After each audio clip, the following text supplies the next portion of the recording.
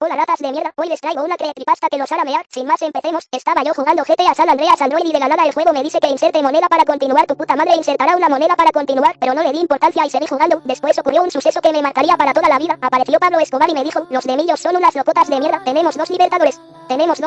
Yo no entendía semejante cosa tan homosexual porque yo soy de Barcelona y del verde, pero Pablo me dijo que deje de ser un bobo hijueputa, que yo no había nacido en Medellín y por eso no puedo ser del verde. Ay, si le di importancia y a esa gonorrea le dije que vaya a llorarle a Black Studio Production y que de paso dígale a la madre de ese hijueperra que deje de usar pintalabios, porque la otra vez que fui me dejó el chimbo todo rojo que le dijera a esa perra que deje de ser tan puerca la muy malparida y Pablo me miró y dijo que dejara de defender lo indefendible y después hizo la conversión momentánea y seguí jugando para pasarme el juego al 100% porque escuché que si hago eso dejaré de ser virgen y la pelada que le había pedido cuadre me lo pedirá a mí y yo dije vete a la mierda yo sí le entró, o sea pendejos sí le di. Importancia cada día más cerca del balón de oro sí o no ficticius junior